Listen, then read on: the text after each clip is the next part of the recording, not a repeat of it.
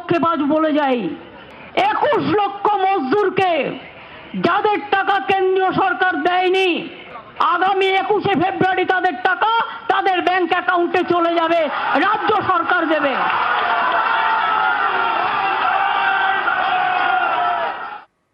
পাশে তখন যোগেন্দ্র যাদব বসে রয়েছেন, উৎসাহের আতিশয্য হাত চেপে ধরলেন যে একই ঘোষণা, এই ঘোষণা রাজনৈতিকভাবে কতটা গুরুত্বপূর্ণ, কতটা তাৎপর্যপূর্ণ। সামনে লোকসভা ভোট, সেখানে কেন্দ্র যে বকেয়া দিচ্ছে না সেই বকেয়া মেটাচ্ছে রাজ্য। 21 লক্ষ শ্রমিককে 21শে ফেব্রুয়ারির মধ্যে 21শে ফেব্রুয়ারিতে অ্যাকাউন্টে টাকা ঢুকিয়ে দেওয়ার কথা বলছেন রাজ্য সরকার। রাজনৈতিক চর্চা হবে না? নিশ্চয়ই হবে। বিধায়ক, বিজেপি বিধায়ক অগ্নিমিত্রা পল কি বলছেন শুনুন। টাকা নিয়ে আপনারা করেন, আপনারা ভাতা দিতে পাচ্ছেন না, বিধবা ভাতা, বার্ধক্য ভাতা, হ্যান্ডিক্যাপ ভাতা আপনারা দিতে পাচ্ছেন না, আপনি আবার টাকা পেয়ে গেলেন। এ কি পিসি সরকারের ম্যাজিক নাকি? সামনে লোকসভা, মানুষ ক্ষেপে উঠেছে, ফুঁসছে, তৃণমূলের দুর্নীতির এগেনস্টে মানুষ সমস্ত বুঝে গেছে। কিছু তো একটা করতে হবে লোকসভার আগে, কারণ মানুষ তো ফুঁসছে।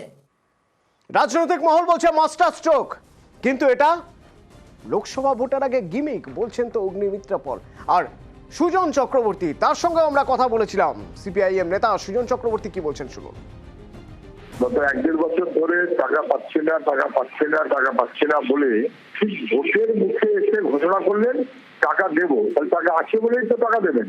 আমরা এর আগে বারবার বলছিলাম যে টাকা সরকার পেয়েছে, তার খরচ না করে লোপাট করেছে, সেই টাকার থেকে টাকাটা দেবেন। তাহলে গত 1-1.5 বছর ধরে এই টাকা দেবো দেবো বলে টাকা পাচ্ছে না বলে এতদিন সময় নষ্ট করালেন কেন? মোদ্দা কথা, ভাই টাকাটা দিয়েছি আমাদের ভোট দাও, 500 টাকা দিয়েছি আমাদের ভোট দাও। এটা কেউ টাকা দেয়নি, ওটা তো প্রাপ্য। গত 1.5 বছর ধরে আটকে রাখা হয়েছে। শুভেন্দু অধিকারী, রাজ্যের বিরোধী দলনেতা, বলছেন এসব করে কোনো লাভ হবে না, এসব চেষ্টা কাজ দেবে না। যত টাকা ঢোকান, প্রত্যেকে জানে আমার বাড়ির শিক্ষিত ছেলে বা মেয়ে, আমার ভাই বা বোন এই মমতার দ্বারা চিটেড হয়েছে। পশ্চিমবাংলায় চাকরি নেই, শিল্প নেই এবং দুর্নীতি। অতএব এই কয়েকশো কোটি টাকা ভোটের আগে দান দিয়ে এটা ঘুষ দেওয়ার কার্যত সামিল। আর ভোট হবে চোরেদের বিরুদ্ধে। No vote to Mamata. আপনি 21শে ফেব্রুয়ারির মধ্যে টাকা ঢুকান, কোনো লাভ হবে না। লাভ হবে কি হবে না তাই তো এখন লাখ টাকার প্রশ্ন। হ্যাঁ, সামনে ভোট, ভোটের গিমিক এই প্রশ্ন তুলছে বিরোধীরা। কিন্তু এই 21 লক্ষ শ্রমিক যাদের অ্যাকাউন্টে টাকা পড়ে যাবে, তারা কি ভাবছে সেটা বড় ফ্যাক্টর। তো এইসব ভাবনা চিন্তার জায়গা থেকে রাজনীতিতে আদৌ কোনো প্রভাব পড়বে? পড়লেও কতটা পড়বে আমরা জানতে চেয়েছিলাম। রাজনৈতিক বিশ্লেষক শিবাজি প্রতিম বসুর সঙ্গে আমরা যোগাযোগ করেছিলাম, শুনুন তিনি কি বলছেন। শেষ পর্যন্ত কিন্তু যেটা হচ্ছে, সাধারণ মানুষ টাকা পাচ্ছে না। সাধারণ মানুষ কিন্তু জানতে চায় না দুর্নীতির জন্য তারা টাকা পাচ্ছেন না বা কি কারণে টাকা পাচ্ছে না। তারা কাজ করেছে, তারা টাকাটা চান। সুতরাং এই মুহূর্তে তাকে টাকাটা দেওয়া, 21 লক্ষ পরিবারের কাছে টাকাটা আসা, এটা লোকসভা ভোটের আগে একদিকে যেমন আমরা টাকাটা দিয়ে দিলাম, তোমরা টাকাটা পেলে এবং আমাদের কাছ থেকে পেলে, অন্যদিকে বিজেপি দিল না তোমাদের। এই দুটি জিনিস করা একই সঙ্গে, একই স্ট্রোকে, এই দুটি যাকে বলে এক ঢিলে দুটি পাখি মারা। সাধারণ মানুষ কিন্তু যাদের প্রাপ্য টাকা, তাদের কাছে কিন্তু টাকা পাওয়াটা খুব জরুরি। কলকাতার বুকে ঘটে গেল এক মারাত্মক অপহরণ। এক ব্যবসায়ীকে গান পয়েন্টে রেখে, দেখুন ক্লোজ সার্কিট ক্যামেরায় সেই ছবি ধরা পড়ছে। এই যে গাড়িটায় কিন্তু পুলিশ লেখা আছে, দেখুন।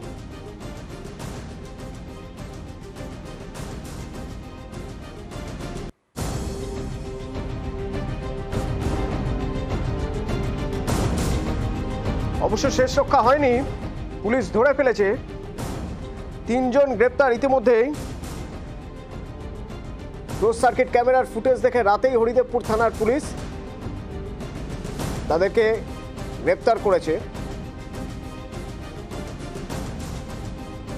কিন্তু সেখান থেকে একাধিক প্রশ্ন উঠে আসছে, একাধিক সূত্র উঠে আসছে। কিভাবে অপহরণ, কেন অপহরণ, কি জানা যাচ্ছে ওই ব্যবসায়ী সম্পর্কে, কারা অপহরণ করলো, কি স্বার্থ তাদের। সৌরভ প্রতিনিধি আমাদের সঙ্গে রয়েছেন। সৌরভ, আপডেট জানতে চাইবো, কি বলছে পুলিশ? একেবারেই দেখো, ইতিমধ্যেই পুলিশ, আলিপুর পুলিশ আদালতে এই 3 অভিযুক্তকে পেশ করেছিল এবং সেই জায়গা থেকে আগামী 7ই ফেব্রুয়ারি 2024 পর্যন্ত পুলিশি হেফাজতের নির্দেশ দেওয়া হয়েছে আলিপুর পুলিশ আদালতের বিচারকের তরফ থেকে। এবং পরবর্তী ক্ষেত্রে পুলিশের যেই পদক্ষেপ, অর্থাৎ এই 3 জনকে জিজ্ঞাসাবাদ করে বাকি 2 জন যে অভিযুক্তরা রয়েছে, তাদের যে সঙ্গীরা রয়েছে, তাদের খোঁজ করবে পুলিশ। এবং কি কারণে, অর্থাৎ এই 20 লক্ষ টাকা মুক্তিপণ চাওয়ার পেছনে কি কারণ রয়েছে, সেই বিষয়টাও কিন্তু স্পষ্ট হতে চাইবে হরিদেবপুর থানার পুলিশ। এবং সার্বিকভাবে পুলিশ ইতিমধ্যেই বেশ কিছু ক্লু পেয়েছে যে দীর্ঘ বা রেকি করা এবং দীর্ঘদিন ধরে সার্ভেলেন্স চালানোর পর ও তাদের মাথায়, যে অভিযুক্তদের গ্রেপ্তার হয়েছে, তাদের মাথায় কি পরিকল্পনা ছিল এই 20 লক্ষ টাকা নেওয়ার পেছনে, মুক্তিপণের পেছনে, সেই বিষয়টাও কিন্তু স্পষ্ট হতে চাইবে হরিদেবপুর থানার পুলিশ। তাই 7/2/2024 পর্যন্ত পুলিশ হেফাজতে ইতিমধ্যেই হরিদেবপুর তদন্তকারী আধিকারিকরা তারা পাচ্ছেন এবং এই কদিনের মধ্যে এই বিষয়টি ক্র্যাকডাউন করতে চাইবেন হরিদেবপুর থানার পুলিশ। এবং ওই যে ব্যবসায়ী সৌরভ, ওই যে ব্যবসায়ী, সেই ব্যবসায়ী সম্পর্কে কিছু জানা যাচ্ছে? ব্যবসায়ী কোথায় যান না যান সেই সব কিছু তো রেকি করা হয়েছিল, তারপরেই তাকে কিডন্যাপ করা হয়েছে।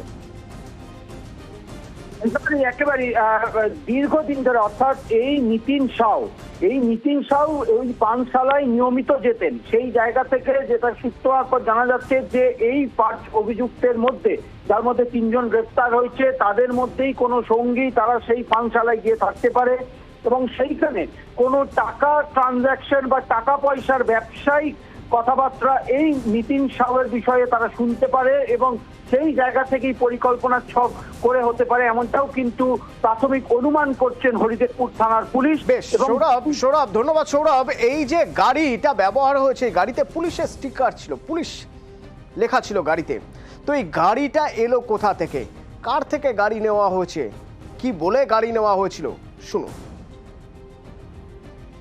কারণ গাড়িটা আমার যে ড্রাইভার সেই দিনই ভাড়া নিয়েছেন প্রথম কথা, আর 1700 টাকার বিনিময়ে ভাড়াটা হয়েছিল। বলেছিল বিয়েবাড়ি পারপাসে যাবে, কবরডাঙ্গা থেকে বাঁশধনীতে বিয়েবাড়িতে যাবে। আমার বাড়ি হচ্ছে কবরডাঙ্গা, তো ওখান থেকে গাড়িটা ভাড়া নিয়েছিল, 500 টাকা অ্যাডভান্সও করে গিয়েছিল। সেই সূত্রে আমার গাড়িটা ভাড়া দিয়েছি। তো সন্ধ্যে 6টার সময় গাড়ি বের করেছিল, তো তারপরে আমাদের থানা থেকে ফোন আসে, তারপর আমরা থানাতে এসে যোগাযোগ করি। গাড়িটা ভাড়া নেওয়া হয়েছিল যে আমরা এখানে বিয়ে বাড়ি যাবো বাঁশধনী এরিয়াতে, ঠিক আছে, এই বলে 1700 টাকা দিয়ে গাড়িটাকে ভাড়া নেওয়া হয়, ঠিক আছে, কালকে রাতেবেলা। হ্যাঁ, এই বিয়ে বাড়ি যাওয়া পারপাসে গাড়িটাকে ভাড়া নেওয়া হয়। এবারে গাড়িটা নিয়ে কি কাজ হয়েছে না হয়েছে সেটা তো মালিকের পক্ষে জানা সম্ভব না। ওনার ড্রাইভারই গাড়িটা ভাড়া নিয়ে যায়, উনি ভাড়া নেয় গাড়িটিকে, যে একটা বিয়ে বাড়ি পারপাস আছে দাদা, আমার গাড়িটা লাগবে, 1700 টাকার বিনিময়ে ভাড়া নেয় এবং গাড়িটা উনি তখন বাড়ি থেকে নিয়ে যায়। এবার সেটা কোন পারপাসে ব্যবহার করেছে উনি, সেটা আমাদের পক্ষে তো বলা সম্ভব না। আর ওই বারের যে কর্মী, যার কথা সৌরভ আমার প্রতিনিধি একটু আগে বলছিল, কি বলছেন সৌরভ? কালকে যখন এই ঘটনা ঘটলো আপনারা কখন জানতে পারলেন? আমাদের ডিউটি খতম হয়েছে তারপরে জানতে পেরেছি। পুলিশ এসেছিল? হ্যাঁ, পুলিশ এসেছিল। নিতিন সাউ আপনার বাড়ি আসতো প্রতিনিয়ত, মানে এর সাথে কি কোনো বন্ধু বান্ধবকে আনতো না একাই আনতো? হ্যাঁ, বন্ধু বান্ধব আসতো।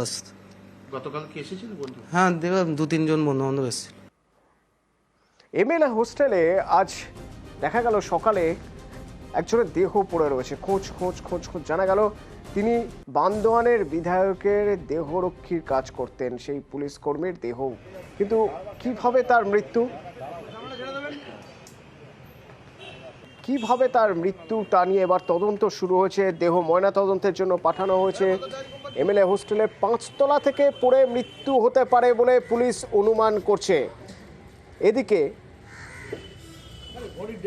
এদিকে তার পরিবার অবশ্য আশঙ্কা করছে যে তাকে খুন করা হতে পারে।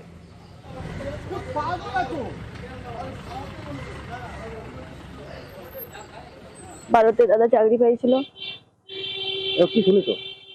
ওখান থেকে ফোন করে বললো, প্রথমে বলছে আপনারা ডেলিভারি দেখেছেন, জয়দেবপুরে মারা গেছে। তো কিভাবে মারা গেছে বলছে? ওরা বলছে 5 তলা থেকে ঝাঁপ দিয়ে মারা গেছে। সত্যি না, আমরা বিশ্বাস করিনি। 5 তলা থেকে মারা যাওয়ার ছেলে নয়। কি চাইছি এখন? আমরা চাইছি সঠিক বিচার, কি হলো সঠিক তদন্ত জানতে চাইছি আমরা। যার নিরাপত্তার দায়িত্বে ছিলেন সেই বিধায়ক কি বলছেন শুনুন। আপনার সাথে কি ছিলেন নিরাপত্তা রক্ষী? না, হ্যাঁ, নিরাপত্তা রক্ষী ছিল, কিন্তু অন্য রুম, গেস্ট রুমে একটা ছিল। কালকে রাতে কি হয়েছিল? না কালকে রাত্রে আমি ধর্ণা মঞ্চ থেকে আসার পরে ওর সাথে আর দেখা হয়নি। আপনি কখন জানতে পারলেন, কি দেখলেন? সকালে এবার কি দেখলেন গিয়ে? পড়ে আছে। কোনো অবসাদে বা কিছু তো ভুগছিলেন? না, এরকম কিছু বলেনি। পরিবারে কে আছেন ওনার? ওর মা আছে, ওর বউ আছে আর বাচ্চা আছে।